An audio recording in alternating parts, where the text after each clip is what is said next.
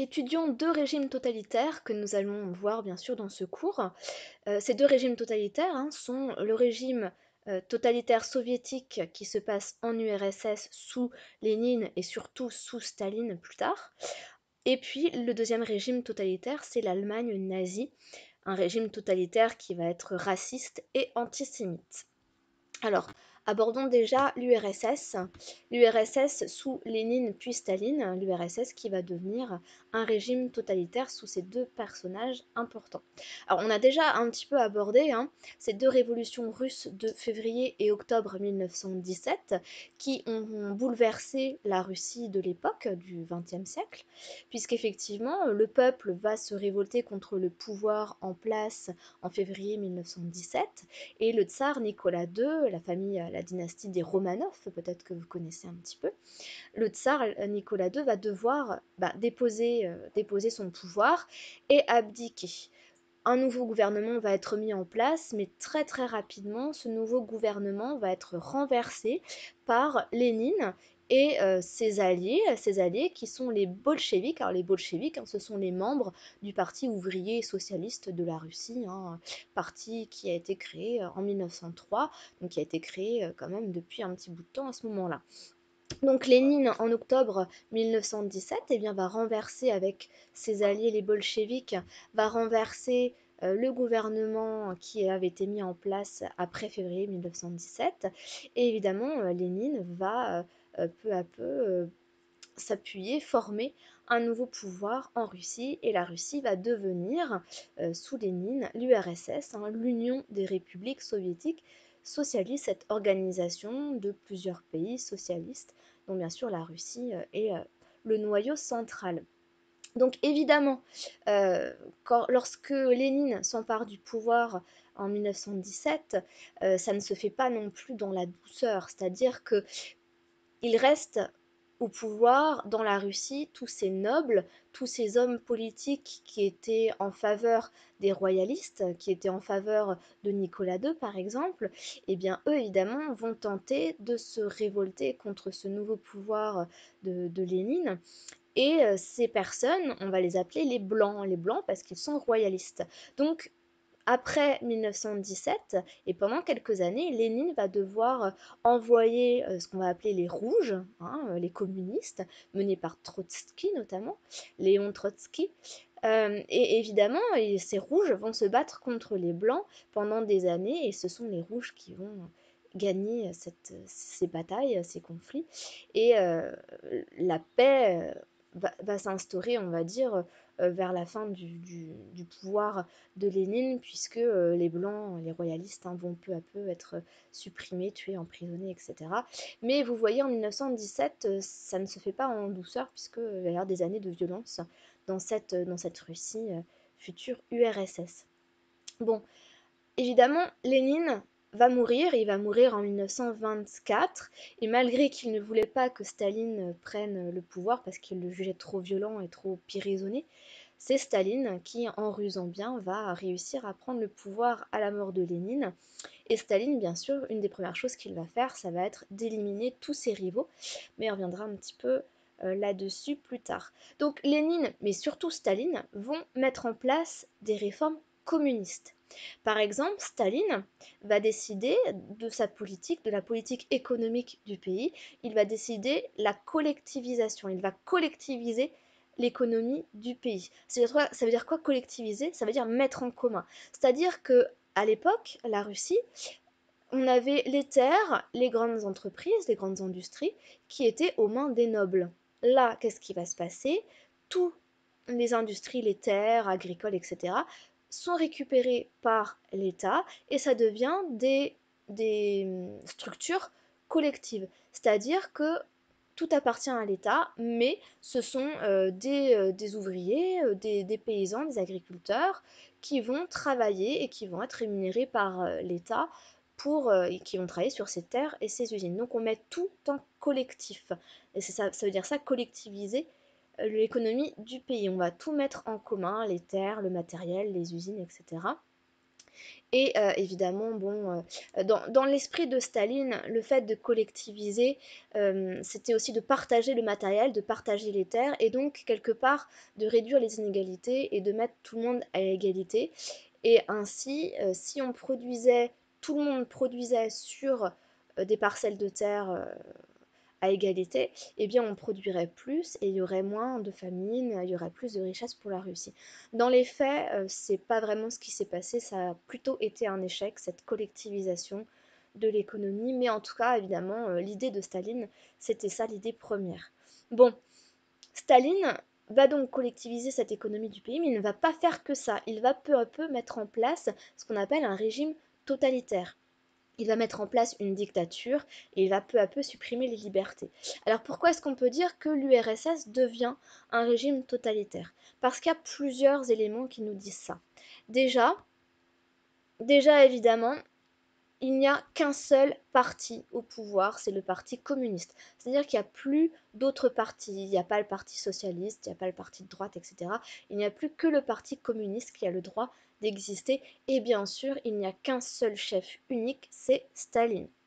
Bon, ensuite, je vous ai dit, l'économie est contrôlée, c'est l'État qui contrôle l'économie. Donc il n'y a plus de propriété privée, c'est-à-dire que tout est collectif. Et puis évidemment, on a cette collectivisation des terres qui est organisée par Staline. Deuxième chose pour l'économie contrôlée, eh bien, Staline va mettre en place des plans quinquennaux sur 15 ans.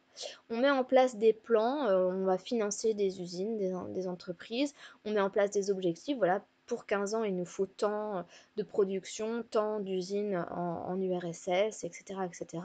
Donc il met en place des plans quinquennaux. Et évidemment, il va beaucoup financer ce qu'on appelle l'industrie lourde du pays. Et oui, la Russie, évidemment, est un peu en retard en termes d'entreprise, d'industrie, hein, par rapport à l'Europe. Et donc, effectivement, une des priorités de Staline va être de faire des plans quinquennaux et de financer beaucoup les usines, les industries lourdes du pays afin de se remilitariser et afin de réinjecter de l'innovation dans les industries. Bon, évidemment, on est aussi dans un régime totalitaire parce que on va avoir tout un arsenal de propagande, des affiches de Staline partout qui vont louer Staline. Staline est le sauveur de l'URSS, il est le petit père du peuple, c'est grâce à lui que les enfants mangent à leur faim. Donc on a toute cette propagande hein, qui loue le parti communiste, qui loue Staline, tout ce qui est mis en place. Et puis on a le culte de la personnalité. Hein. Staline, il faut fêter son anniversaire en faisant des grandes fêtes dans chaque famille tous les ans.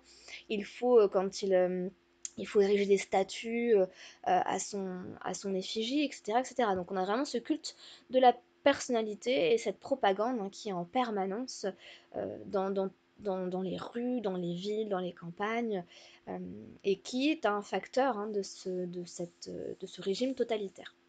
Alors, autre chose aussi, eh bien, un régime totalitaire, il est caractérisé par un embrigadement de la société et par une terreur. Hein.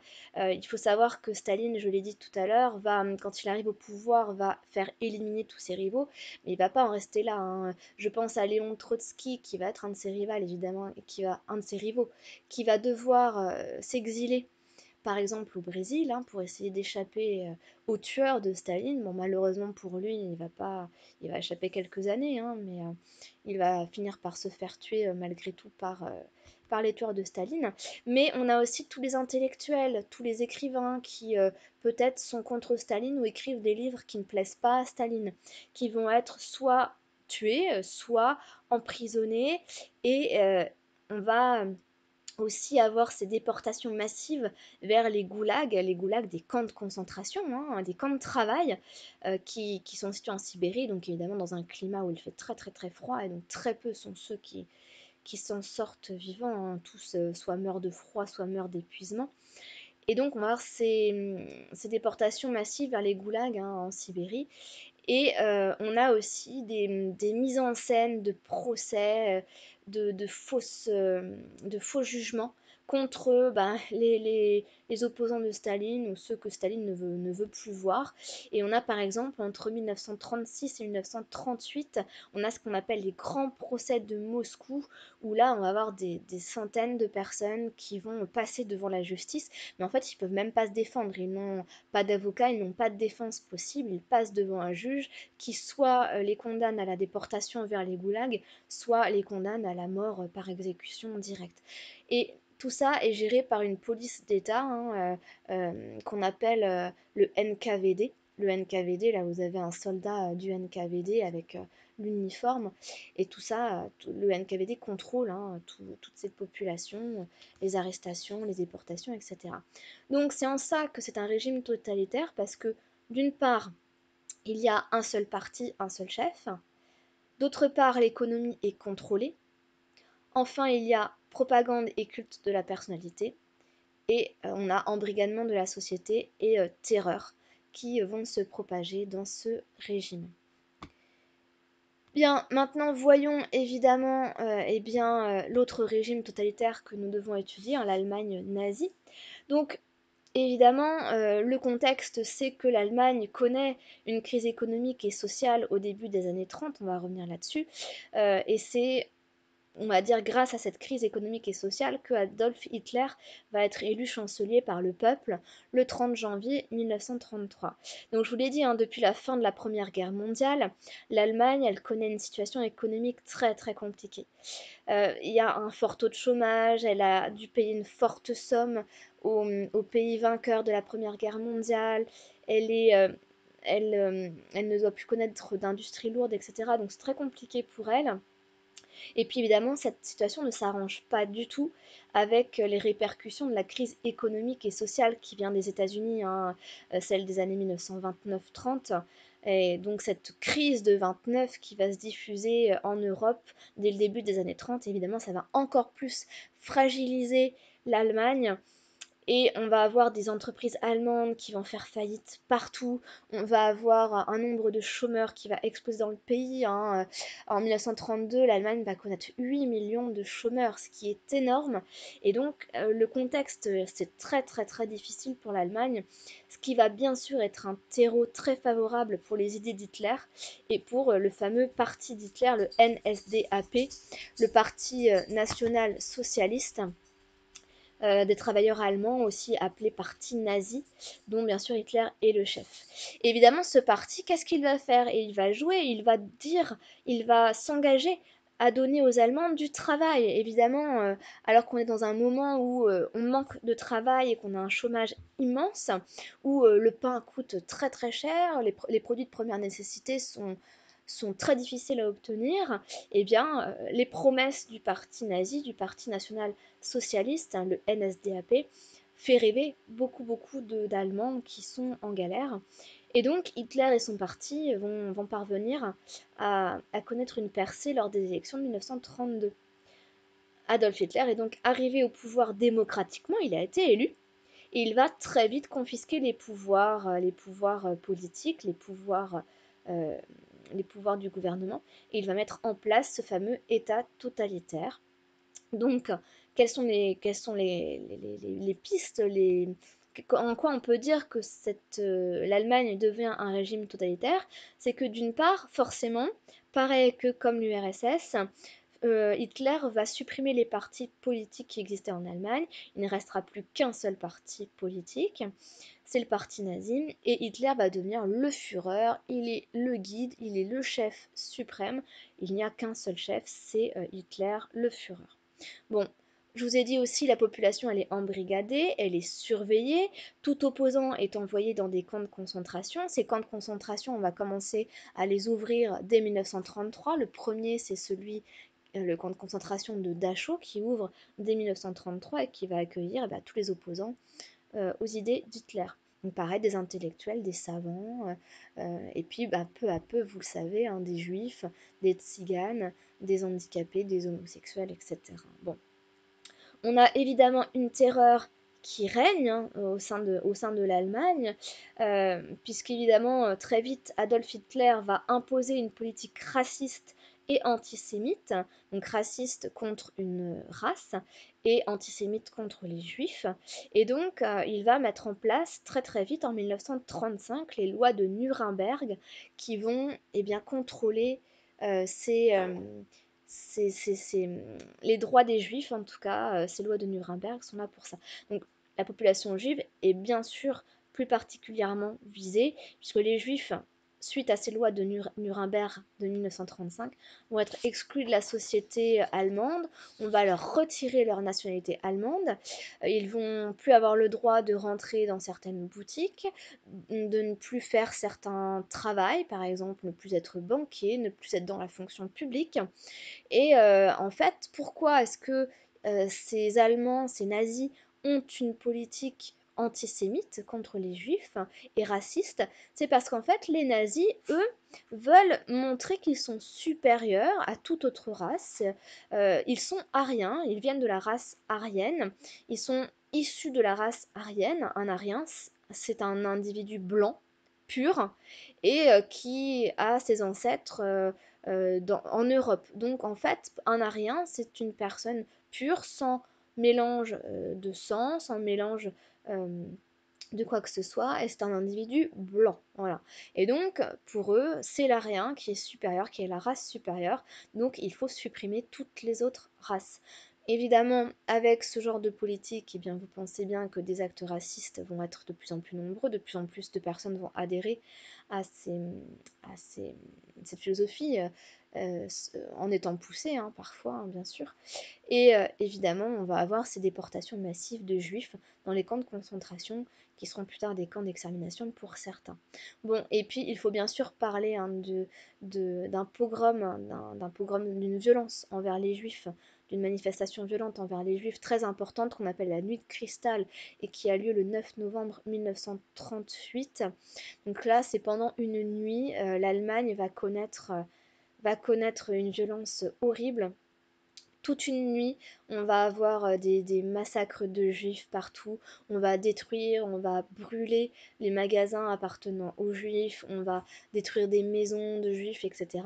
Et donc on a vraiment ce paroxysme hein, qui est atteint lors de cette fameuse nuit de cristal du 9 novembre 1938 qu'il faut garder en mémoire. Enfin, c'était aussi un régime totalitaire, l'Allemagne, puisque Hitler va contrôler également l'économie du pays, et notamment il va bien sûr relancer les industries, dont l'armement. Et il va réarmer l'Allemagne qui était normalement désarmée depuis le traité de Versailles. Et ça, il va le faire sans avoir aucune autorisation des vainqueurs de la Première Guerre mondiale, ce qui va aussi être problématique et être vu d'un très mauvais œil. Donc, si je récapitule, pour l'Allemagne, c'est aussi un régime totalitaire parce qu'il n'existe qu'un seul parti politique et un seul chef. La population est surveillée, embrigadée et il y a la terreur.